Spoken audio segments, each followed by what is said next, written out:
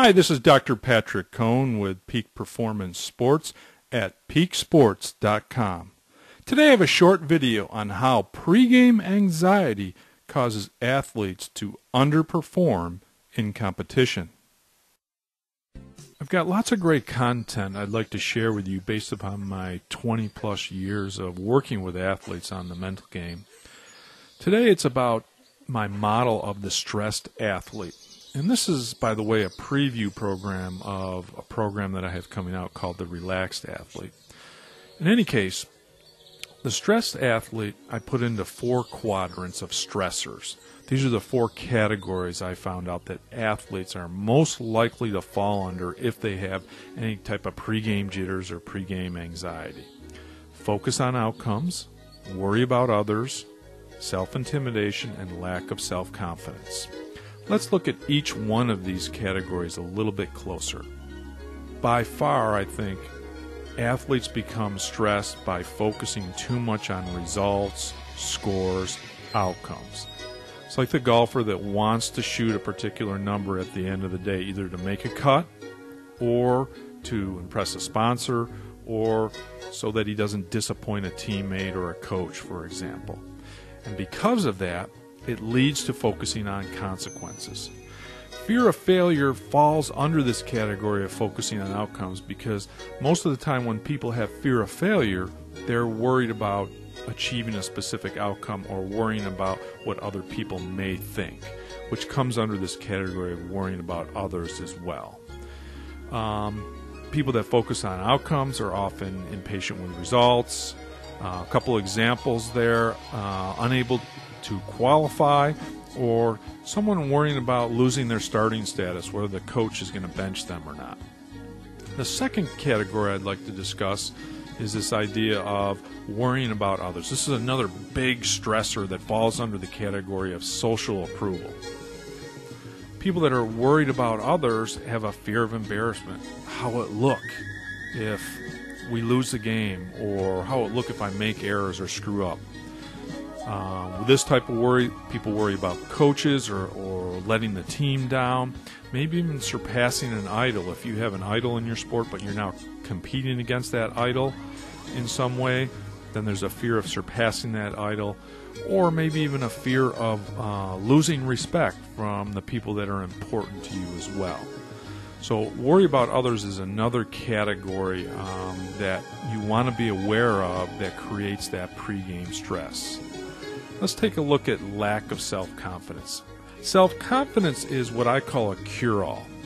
If you have confidence in your ability prior to the game, it's much less likely that you're going to become anxious or you're going to worry about results. Why? Because you believe in yourself. You believe you're going to perform well. You have no doubt that you're going to perform well. But athletes who get doubt about their ability and their ability to perform well have this negative self-talk. And often, those two will undermine an athlete's confidence. As soon as you have the doubt going, now that can lead to some anxiety about, oh, I wonder if I can play well today. Or I'm not sure if my practice this week was good enough for me to perform well in this competitive situation. Or, boy, I had a poor warm-up. I'm feeling a little worried about that maybe that's going to transfer over into the competition. And even things like nagging injuries can affect someone's self-confidence, and thus they worry about their ability to perform well in that situation.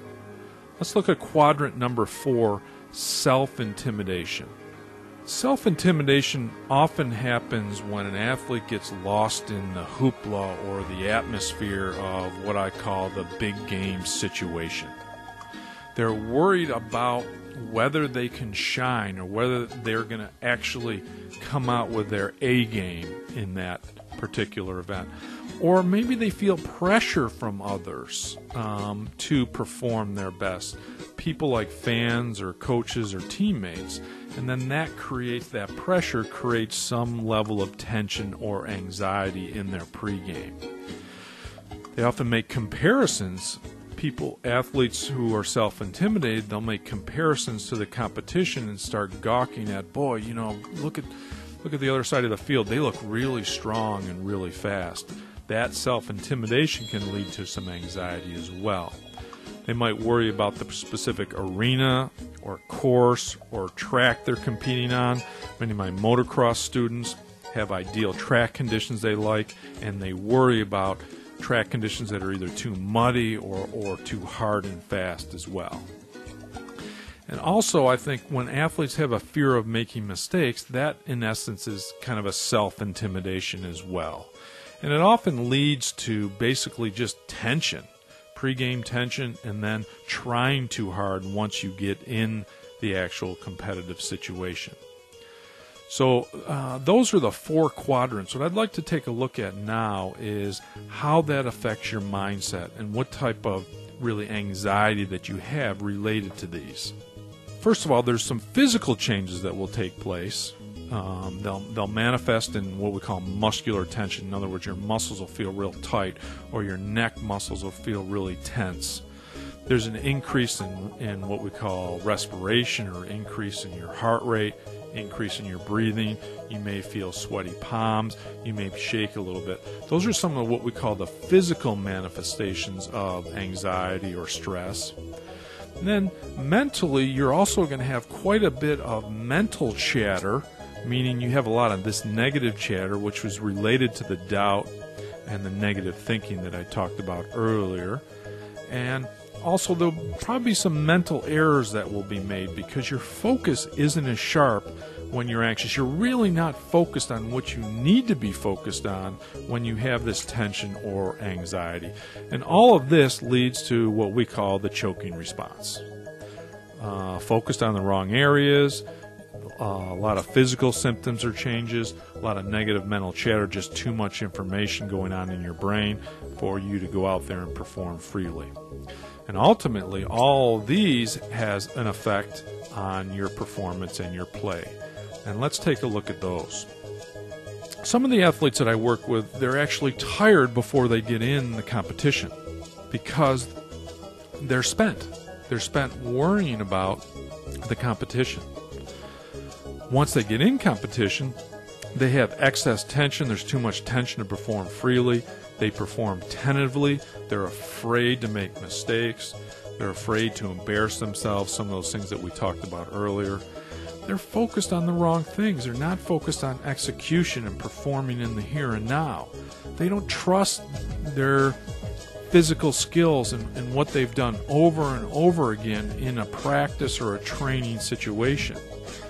And most often, they'll play it safe and won't risk. So these are some of the signs that maybe tension or anxiety is affecting your play as well. So that's my model of the stressed athlete and the 4 quadrants or areas of stressors that create athletes to have anxiety or pregame anxiety, and then eventually how it affects their play. But here's the good news. Over the next 3 or 4 weeks, as I'm previewing the relaxed athlete, I'm coming out with some more great content to help you get into a confident, focused, and a trusting state of mind in your pregame. So we're going to address some of the stressors or issues related to some of the challenges that I discussed today. One of the things that you can access at this website, www.peaksports.com/stress-free, is a free special report called The 10 Deadly Mistakes Athletes Make with Their Pregame Attitude, and what every coach and athlete needs to learn to improve mental preparation for competition. To get this special report, you need to go to my website and visit this page right here, www.peaksports.com/stressfree.php. That's /stressfree, one word, .php. You can sign up for the free report and also get notified when I come out with more content to help you deal with your performance anxiety, pregame stress, or pregame jitters. That's all for now. I'll talk to you soon.